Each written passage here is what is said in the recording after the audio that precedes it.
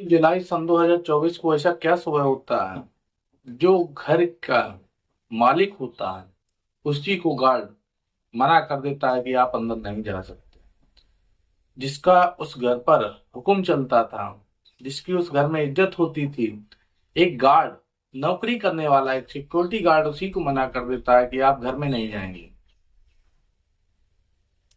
एक महिला होती है, महिला अपने घर से बाहर जाती है, कुछ दिन के लिए बाहर जाती है और बाहर घूम कर आती है तो काफी बेहद परेशान हो जाती है। और परेशान होने के बाद वो अपने घर पर जाती है और जैसे घर पर जाती तो एक सिक्योरिटी गार्ड जो था वो बार बार मना कर रहा था, मैम आप घर के अंदर नहीं जा सकती हैं, मैम आप घर के अंदर नहीं जा सकती। ऐसा बार बार कहने पर मैम को उसने अंदर जब नहीं जाने दिया तो मैम को गुस्सा आ गया। कहीं ना कहीं जो वो लेडी थी उसने कुछ ऐसा जहर खा लिया और जहर खाने के बाद जब वो तड़पने लगे तब तड़पते तड़पते उस गार्ड ने देखा उसको, और गार्ड ने जैसे देखा कि मैं लगता है मैम ने कुछ खा लिया है, तो वो 108 नंबर डायल करता है और 108 नंबर डायल करके एक एम्बुलेंस बुलाता है और एम्बुलेंस बुलाने के बाद फिर एक अस्पताल में उस महिला को ले जाया जाता है। वहां उसका इलाज होता है और इलाज के दौरान ही उसकी मौत हो जाती है। पर एक गार्ड ने महिला को अंदर क्यों नहीं जाने दिया जिसका वो घर था? ये बड़े एक सोचने के विषय बन जाता है। इसके पीछे क्या पूरी कहानी थी? जब पूरी कहानी खुल कर आती है, सच्चाई जो उसकी होती है वो पूरी निकल कर आती है, जिसने सुनी है वो दंग रह गया है कि एक लेडी इतना सब भी कर सकती है क्या। नमस्कार, मैं अनुराग द्विवेदी। यदि आप हमारे चैनल पर नए हैं लाइक करें, सब्सक्राइब करें और शेयर करें। आज जो आपको घटना सुनाने जा रही है ये काफी बेहद रोचक घटना है और ऐसी घटना है जिससे ये समझा जा सकता है कि व्यक्ति के जीवन में पैसा ही सब कुछ नहीं होता और पैसा के अलावा वो क्या क्या कर सकता है। ये एक बहुत सोचने का विषय बनता है। एक ऑफिसर होते हैं, आईएएस ऑफिसर विनय कुमार, और उनकी एक पत्नी होती है। जो पत्नी थी उनका नाम था सूर्या जय। विनय कुमार और सूर्या जय की शादी लगभग 20 साल पहले हुई थी और इनकी जिंदगी जो थी बेहद खूबसूरत चल रही थी। एक ऑफिसर को किस चीज की कमी हो सकती है? कहा जाता है कि इतने ऊंचे पद पर जो भी अधिकारी होगा तो उसकी कहीं ना कहीं 7 पीढ़ी बैठ कर खा सकती हैं। इतनी संपत्ति आ जाती है, इतना धन आ जाता है जिसके लिए कोई कमी नहीं होती है। वही चीज यहाँ होती है। जो शादी होती है, शादी के बाद इन दोनों की जिंदगी बड़े अच्छे से चल रही थी। अच्छे से चलने के बाद इनके एक लड़का होता है और एक लड़की। सूर्या जय जो थी इनके भी काफी ठीक ठाक प्रॉपर्टी हो जाती है, कई जगह प्लाट हो जाते हैं, घर हो जाते हैं। विनय कुमार ये सब करा देते हैं एक अपनी पत्नी के लिए, किसी को कोई दिक्कत नहीं होती कराने में। तो वही चीज सूर्या के नाम हो जाती है। होने के बाद सूर्या की ऑनलाइन एक व्यक्ति से बात स्टार्ट होती है और बात ऐसी स्टार्ट होती है कि उन दोनों में कहीं ना कहीं वो बात प्रारंभ हो जाती है और बात इतनी बढ़ जाती है कि जो बातें होती हैं वो एक प्रेम का रूप ले लेती है। जिससे बात हो रही थी उसके विषय में सूर्या जय जो थी बिल्कुल अनजान थी, ये व्यक्ति कैसा है कैसा नहीं है। क्योंकि सोशल मीडिया पर कहा गया है कि व्यक्ति के घर पर भले ही खाने को क्यों ना हो, लेकिन सोशल मीडिया पर वो ऐसा दिखता है जैसे बहुत बड़ा राजा क्यों ना हो। वही चीज होती है और उसके पीछे का चरित्र जो है वो भी आप नहीं समझ सकते हैं। तो वही घटना जो थी वो यहाँ पर हो जाती है। सूर्या जय जो थी वो एक व्यक्ति से बातचीत प्रारंभ हो जाती है और जिससे प्रारंभ होती है उसका नाम होता है राजा। पूरा नाम उसका जो था हाई कोर्ट राजा, पर उसे राजा के नाम से अधिक फेमस था। जब राजा कहते हैं, और वो राजा तमिलनाडु का होता है, ये गुजरात से और वो तमिलनाडु से। इन दोनों की जब बात चलती रहती धीरे धीरे यह बात जो थी वो कहीं ना कहीं विनय को पता लग जाती है।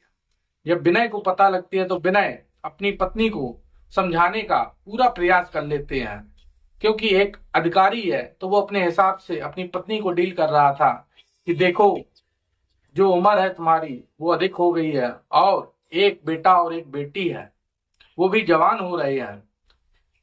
यदि ऐसा तुम कर रही हो, किसी के साथ, दूसरे के साथ नाजायज संबंध बना रही हो, तो अच्छा नहीं लगता है, शोभा नहीं दे रहा है। तो पत्नी जो थी, कहा गया है कि किसी को भी जब प्रेम होता है तो वो सारी अच्छाइयां जो है वो देखने लगता है दूसरे व्यक्ति में, और जो बुराइयां होता है वो कहीं ना कहीं भूल जाता है। अब इन्हीं सबको लेके विनय कुमार से और सूर्या जय का आपस में मनमुटाव होने लगता है, झगड़ा होने लगता है। दिन पे दिन जो झगड़ा था वो ऐसा बढ़ने लगता है कि किसी की बात कोई सुनने को तैयार नहीं होता है।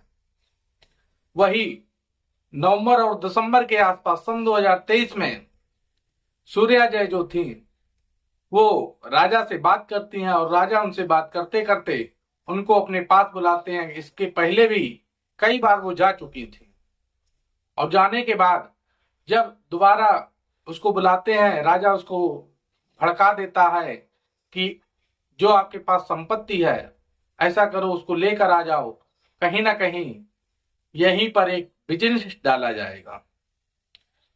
एक महिला को भड़काने में ज्यादा समय नहीं लगता है, तो वही चीज जिससे प्रेम हो उसे तो बिल्कुल भी नहीं लगता है।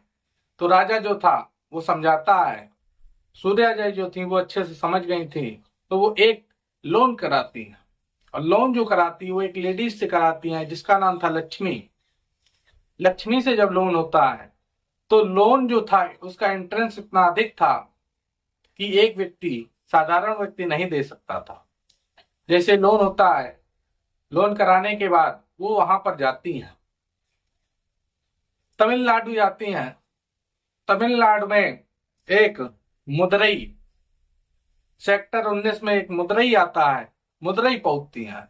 मुदरई में जहां का रहने वाला राजा था उसके साथ रहती हैं। रहने के बाद एक सैलून खोलने की बात हुई थी, बिजनेस करते हैं, उसमें इनको खास इनकम नहीं होती है। जब इनकम नहीं होती है और इधर जो इनका लोन था उसका इंटरेस्ट जो था वो इतना अधिक था कि ये उसका ब्याज देते देते परेशान होने लगती हैं। जो राजा था उसको महिला से प्रेम नहीं था, उसको कहीं ना कहीं इनकी दौलत से प्रेम था। और सही है, जो दूसरा व्यक्ति होता है वो आपकी दौलत से ही प्रेम करेगा, ना कि आपसे करेगा। कहा गया, यदि जो रिश्ता होता है भगवान की तरफ से, जो पति पत्नी का रिश्ता बनाया जाता है, बहुत बेहद खूबसूरत होता है। ये रिश्ता यदि आपका टूट गया तो आप जीवन भर भटकते रह जाएंगे, कहीं ना कहीं आपको सफलता नहीं मिलेगी। तो वही चीज होती है। तो सूर्या जय जो थी तो राजा से प्रेम करने लगती हैं, और प्रेम करने के बाद जब वो बिजनेस खोलती हैं उनको लाभ नहीं हुआ। लाभ होने के ना जब लाभ नहीं हुआ तो वो इतनी परेशान होती हैं, तो वो लक्ष्मी से एक जमीन की बात करती हैं कि ये जमीन जो है हमारे नाम पर एक प्लाट है, उसे बेच दिया जाए। तो लक्ष्मी भी तैयार हो जाती, हाँ, क्योंकि तुम्हारा जो रुपए है वो अधिक है और तुम इतनी जल्दी नहीं इसे दे सकती हो, इसलिए प्लाट बेच दो, उसी से इसको अदा किया जा सकता है। जो राजा था उसने एक भी किस्त नहीं भरी थी, और लक्ष्मी जय से ही पूरी किस्तें भरा रहा था। रुपए पूरा जो था वो धीरे धीरे अदा करा रहा था, क्योंकि इन्हीं के नाम था तो इन्हीं को अदा करना था। तो ये सब धीरे धीरे चल रहा था। चलने के बाद एक उसी समय अपहरण हो जाता है एक लड़के का, और जो लड़का होता है वो लक्ष्मी का लड़का था। उसका अपहरण होता है। वो अपने स्कूल गया था, स्कूल से जैसे आता है एक ऑटो वाला और लड़के का, दोनों का अपहरण हो जाता है। अपहरण होने के बाद 2 करोड़ की फिरौती मांगी जाती है। जैसे ये पता लगता है कि 2 करोड़ की फिरौती मांगी जा रही है, तो जो राजा था वो एक साधारण आदमी नहीं था, वो कहा गया है कि अपने क्षेत्र का नामी गैंगस्टर और गुंडा था। तो वही चीज होती है, उसमें उस राजा का हाथ होता है अपहरण करने में। और 2 करोड़ की जब बात होती है तो लक्ष्मी को थाने बुलाया जाता, तो लक्ष्मी से पूछा जाता है कि आपको किसी के ऊपर शक है तो लक्ष्मी नाम लेती हैं सूर्या जय का, और जैसे सूर्या जय का नाम लेती हैं बताती हैं कि कुछ दिन पहले रुपए की जो बात चल रही थी वो सूर्या जय से चल रही थी। इनकी एक प्रॉपर्टी है, एक प्लाट है, वो बेचने की बात चल रही थी और कहीं ना कहीं इनको रुपए की आवश्यकता थी। जब सूर्या का नाम लेती है तो जो पुलिस थी वो भी परेशान हो जाती कि एक आईएएस की पत्नी को पैसे की आवश्यकता क्या पड़ गई। जब पूरी उनकी हिस्ट्री निकल के आती है कि वो इस समय अपने घर पर नहीं है, कहीं दूसरी जगह रह रही हैं, तब पुलिस समझ जाती है हो सकता है कि इन्हीं को कहीं ना कहीं जरूरत होगी। उसके बाद उसमें राजा का नाम जैसे आता है और राजा को इस चीज का पता लग जाता है कि कहीं ना कहीं हमारे पीछे पुलिस पड़ी है, तो ये जैसे पता लगता है तो राजा उस लड़के को और ड्राइवर को दोनों को छोड़ देता है।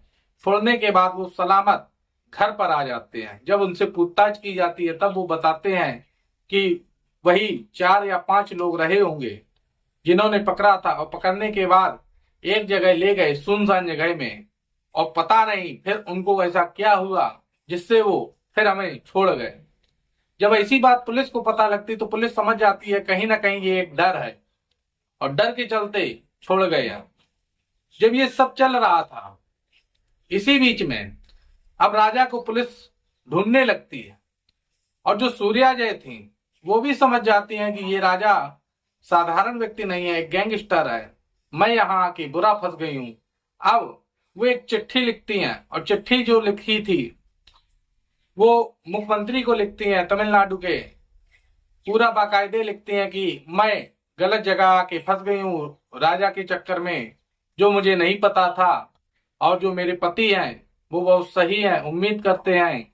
ऐसा उन्होंने कई लंबी चिट्ठी लिखी थी, और लंबी चिट्ठी लिखने के बाद वो वहां से चली आती है। जब उनको पता लग जाता है कि राजा अब गिरफ्तार हो गया है, गिरफ्तार होने के बाद फिर वो अपने घर आती हैं। जब घर आती हैं 21 जुलाई सन 2024 को, जैसे सुबह वही 8 या 9 बजे के आसपास आती हैं, और अपने घर में जैसे अंदर की तरफ जाती हैं तो सिक्योरिटी गार्ड जो लगा था वो मना कर देता है, मैम आप अंदर नहीं जा सकती हैं। अब जो महिला थी वो भी परेशान हो जाती है कि एक सिक्योरिटी गार्ड हमें क्यों मना कर रहा है, जिसके लिए कभी दरवाजा बंद नहीं होता था, जो खुद घर की मालकिन थी, जिसके कहने से सारे काम होते थे। जब सिक्योरिटी गार्ड मना करता है तो सूर्या जय के मन और मन में बहुत बड़ी ठेस पहुंचती है, बार बार विनती करती हैं, फिर भी सिक्योरिटी गार्ड अंदर नहीं जाने देता है। उसी समय सिक्योरिटी गार्ड जो ऑफिसर थे आईएएस विनय कुमार, उनको फोन लगाता है, फोन लगाकर पूछता है सर मैम आई हैं, क्या अंदर जाने दें। तो जो विनय थे वो कहीं ना कहीं मना कर देते हैं कि उनको घर के अंदर न जाने देना। तो सिक्योरिटी जो था वो अपनी नौकरी बचाने के लिए बार बार मना कर रहा था। मना करने के बाद जब महिला के ठेस लग जाती है तो थोड़ी दूर जाके बैठ जाती हैं छाया में, और छाया में बैठने के बाद एक जहर खा लेती हैं, जिससे वो तड़पने लगती हैं। और जैसे तड़प रही थी तो सिक्योरिटी जो था उसकी निगाह उनके ऊपर जाती है। जैसे जाती तो वो 108 एम्बुलेंस को फोन करता है। थोड़ी देर बाद एम्बुलेंस आती है, अस्पताल में जाती हैं सूर्या जय, और 21 तारीख को जैसे जाती हैं, एक दिन इलाज चलता है, 22 तारीख का उनका निधन हो जाता है। जब ये किसी को खबर लगती है तो जो उनके पति थे विनय कुमार, वो उनको नहीं देखने जाते हैं, और उनके जो माँ बाप थे वो देखने जाते हैं। मिट्टी जो थी उसको अपने कब्जे में लेते हैं, पर उनका बयान कुछ नहीं आता है। कहती हैं ठीक है ये बहू है, हमारी बेटी है, हमें कोई दिक्कत नहीं है, बस इसके अलावा उनका कोई बयान नहीं आता। जो उनके पति होते हैं वो भी कोई बयान नहीं देते हैं, क्योंकि कहीं ना कहीं वो भी तलाक के कागज तैयार करा रहे थे और अपनी पत्नी से पूर्ण रूप से तलाक लेना चाहते थे। पर ये समझ में नहीं आया, व्यक्ति के जीवन में इतना पैसा, इतना सम्मान, हर चीज था, फिर एक व्यक्ति कैसे अपनी रास्ता भटक जाता है, कैसे से उसको एक बदमाश के साथ, जो कुख्यात बदमाश था, उसके साथ संपर्क कैसे सध जाता है, ये किसी को समझ में नहीं आ रहा था। मरने के बाद जब उनके पास चिट्ठी पाई गई तब उसमें देखा गया कि उन्होंने एक मुख्यमंत्री के लिए भी पत्र लिखा था। ये जो कहानी है इससे उम्मीद होगी कि आप कुछ ना कुछ समझे अवश्य होंगे, क्योंकि एक जो आपके घर पर है उसी में खुशी रहें, उसी में आपकी भलाई है। यदि आप ज्यादा के चक्कर में और दूसरे की संपत्ति के चक्कर में या दूसरा कोई अच्छा दिख रहा है या उसके चक्कर में यदि कहीं ना कहीं आप फंसेंगे तो जीवन में पछताने के अलावा आपको कुछ नहीं मिलेगा। यदि कहानी आपको अच्छी लगी हो तो लाइक करें, सब्सक्राइब करें और शेयर करें। जय हिंद, जय भारत।